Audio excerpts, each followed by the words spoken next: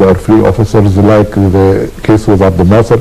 So he felt like they are honorable, not corrupted, and we should help moving the corruption. And also those people were backing the imperialist side. He wanted to be against imperialism at that particular moment. So that were the motives mainly. But he was in the trap by sending his forces there. But the situation now on the ground is that, yes, very much indeed, what you're speaking about is very much the truth. But if we spoke about the Houthis, yes, they exist. Now they have the chance, suddenly, with weapons, people, and courage to rights. Whether or not the situation is who are behind them, who are giving them weapons, who are giving them, who are helping them, asking for their own rights, but they are truly asking about their rights.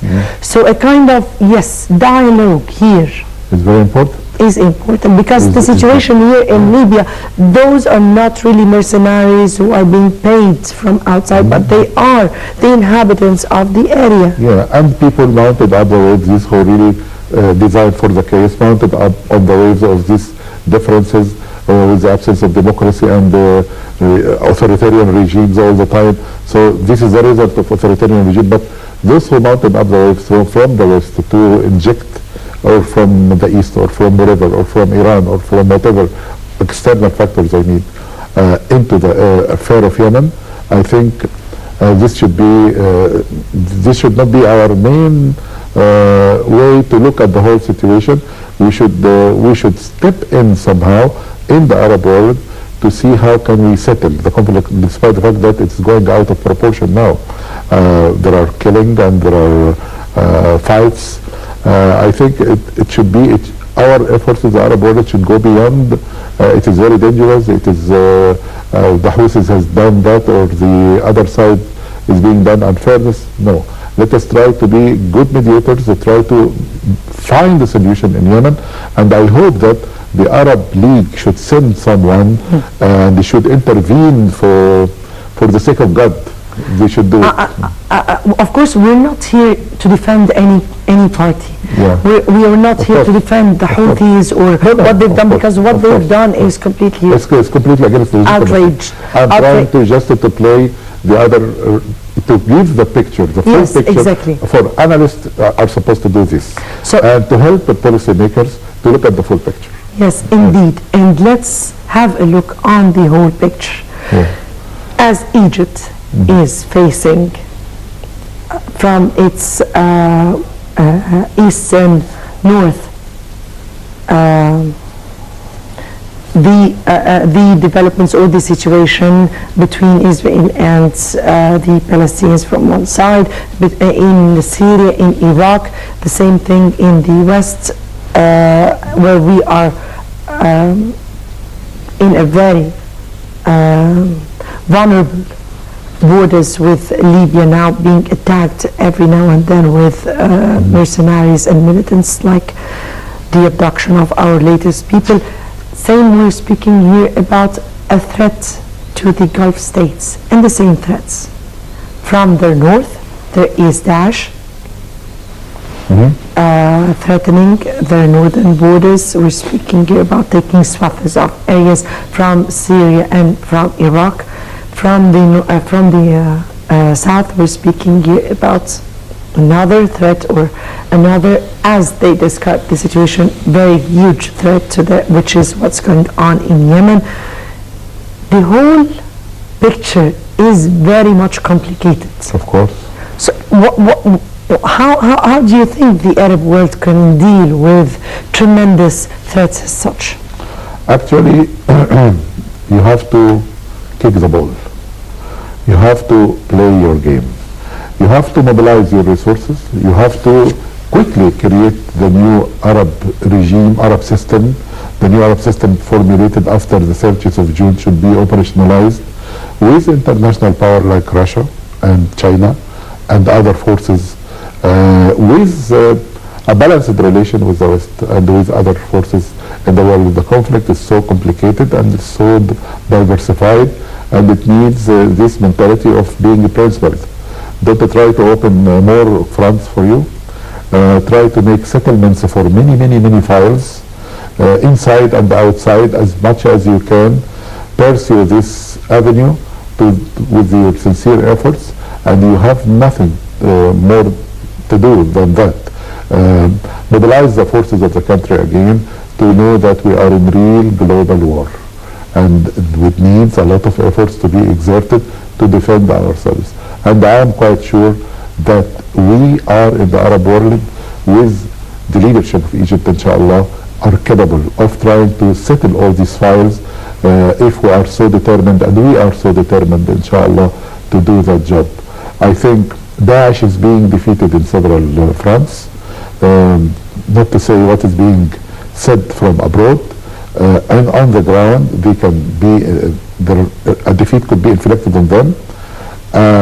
In Sinai, the army is doing a good job despite this here and there attacks, which is conducted by the help of many external factors. I think we should pursue what we are pursuing with vigor, with clarity, with a good strategy, with faith in God that God will enable us to do the best we can do. And all the time we say the results are to be on the God side. So God help us to end these conflicts to the interest of the Egyptian people and the interest of the Arab system and for the Arab world. But we should take into account that we should have much more quick steps towards creating this new Arab system, trying to mobilize the international forces and in a balanced way to help us and to help the world stop this case, because this case in this area will get back and will fire back. And I think France became sure, and with their help militarily for Egypt now, I think many foreign powers will, and many good analysts, objective analysts in the West, also knew the wrong, the double standard, the policies will never get the West anywhere but chaos for the whole world. So I think it's a global war, and we should be able to think locally and act globally. This is the equation. We cannot wrap up our episode here before mentioning that today is the 8th anniversary, or rather commemorate the tragic assassination of Rafiq Hariri 8 years ago.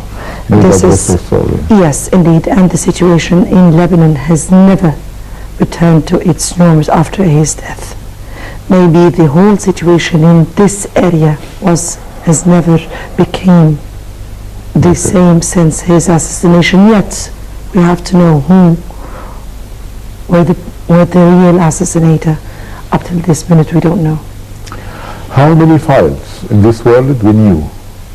We didn't know who killed Kennedy. We didn't know who killed Rafiq al-Hariri. We didn't know who really killed Anwar Sadat, despite the fact there are Islamists who really gave them power. The result was to kill him when he tried to have good intention toward the But again, there is a big question mark on all these assassination. The world assassination files are full of puzzling and the question marks till now, and nothing of these files is determined quite clearly till now, all over the world, not here only. Yes, but we in the Arab world have to remember this man, because he really built Lebanon at that time. He really was a cornerstone to Lebanon, its policy and even its economy.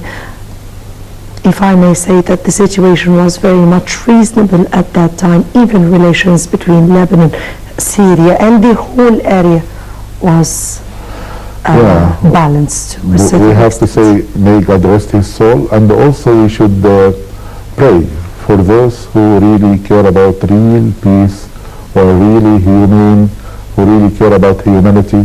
He was one of them, and in Egypt should raise the flag of humanity in its war against terrorism, and we should continue the path of al-Hariri and others try to rectify what could be rectified, reform what could be reformed, with good intentions and hard work.